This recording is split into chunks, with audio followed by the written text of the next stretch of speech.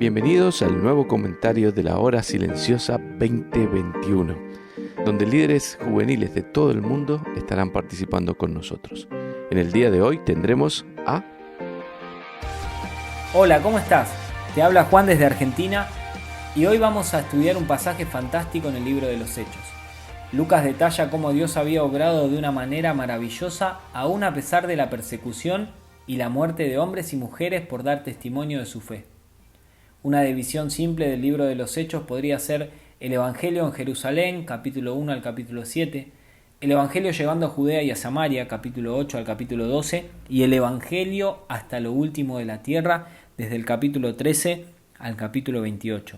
Hoy nos toca meditar en el capítulo 13 del versículo 1 al versículo 13, y es importante recordar que el capítulo 11 nos va a mostrar a Bernabé y a Pablo enseñando por un año en la iglesia de Antioquía a aquellos hermanos que habían creído en Cristo.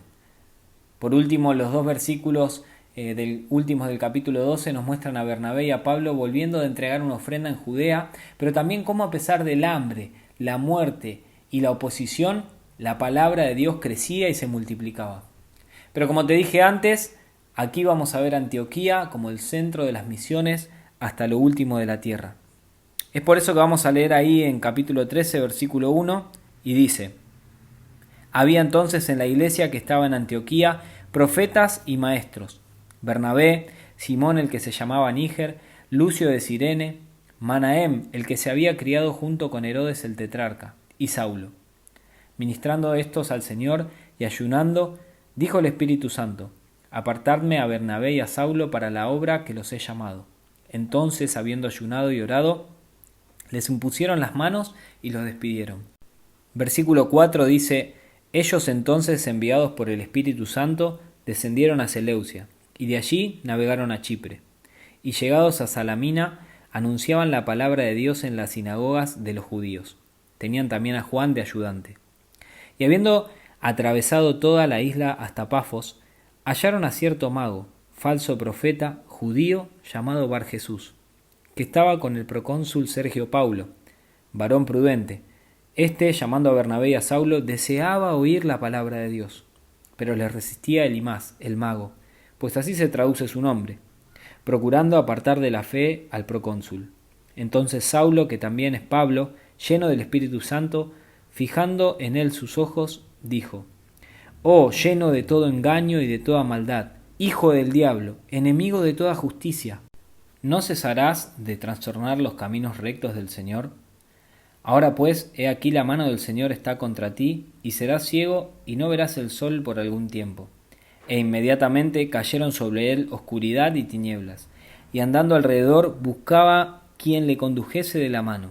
Entonces el procónsul, viendo lo que había sucedido, creyó, maravillado de la doctrina del Señor. Pero hay tres cosas en este pasaje que quiero invitarte a reflexionar y que podamos considerarlas para nuestra vida. En primer lugar, vemos una iglesia sensible a la guía del Espíritu Santo. Recordá que en ese momento todos los dones estaban en operación. El Nuevo Testamento todavía no estaba escrito y era necesario que por medio de profetas, visiones y mensajes que venían del Espíritu se entendiera la voluntad de Dios. Ellos estaban orando y ayunando, y fue en ese preciso momento donde el Espíritu muestra la necesidad de apartar a estos dos hermanos para una obra específica. De la misma manera, nosotros tenemos que buscar la guía del Espíritu Santo por medio de la palabra de Dios, para que podamos tomar decisiones correctas para nuestra vida, en la voluntad de Dios. Esto solamente lo haremos estando en dependencia cada día de su palabra. Cristo prometió que el Espíritu nos enseñaría todas las cosas, y es así. En oración e intimidad con Dios podemos ser sensibles a la voluntad de Dios para cada uno de nosotros. Ahora imagínate que el Espíritu Santo mostrara su voluntad, pero Bernabé y Pablo dijeran: no queremos ir. Esto sería terrible, ya que muchos conocieron a Cristo por medio de ellos. De la misma manera, vos y yo debemos ser sensibles a la guía del Espíritu Santo, pero también ser obedientes. Y esta es la segunda cosa en la que quiero que reflexionemos. Ellos fueron obedientes al mandato de Cristo. El Espíritu Santo siempre te guiará a cumplir la gran comisión, porque en síntesis eso es lo que agrada a Dios. Pablo nos lo dice en 1 de Timoteo capítulo 3, versículo 4, el cual quiere que todos los hombres sean salvos y vengan al conocimiento de la verdad. Y más adelante Pedro en su primera carta nos muestra un Dios paciente para aquellos que todavía no conocen a Cristo y que están en condenación eterna, para que ellos puedan ser salvos. Es por eso que es necesario que vos y yo obedezcamos y llevemos el Evangelio de una manera clara e intencional a donde sea que el Espíritu nos guíe. Mira, ya vimos a Dios mostrar su voluntad, a la iglesia obedecer y en oración y cuidado enviar a estos misioneros. También vimos a ellos obedecer al salir, pero por último vemos en este pasaje a la oposición. Esto es extraordinario, ver a la iglesia de Cristo, a cada creyente cumplir su función en la obra de Dios. Pero no te olvides que siempre que el Evangelio se mueve, la oposición se levanta. Este Bar Jesús, que significa hijo de Jesús, en realidad Pablo lo llama hijo del diablo. Él se oponía a que el procónsul Sergio Pablo escuche el Evangelio. Es por eso que en último lugar veremos que no solamente fueron sensibles a la guía del Espíritu, obedientes al mandato de Cristo, sino también que fueron celosos por el nombre de Dios, por la verdad de Dios. Sí, ellos vieron a este mago que se oponía al Evangelio y no pudieron evitar sentir lo mismo que al Señor le causan aquellos enemigos del Evangelio. Pablo lo dice bien claro en 1 Tesalonicenses 2:16, y no agradan a Dios y se oponen a todos los hombres, impidiéndonos hablar a los gentiles para que éstos se salven.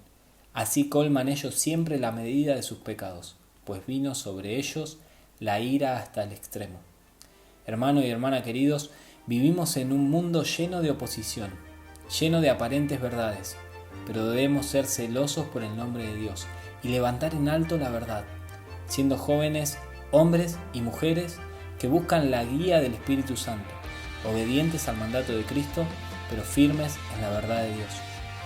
Espero que este comentario haya sido de bendición y podamos imitar a la iglesia de Hechos 13.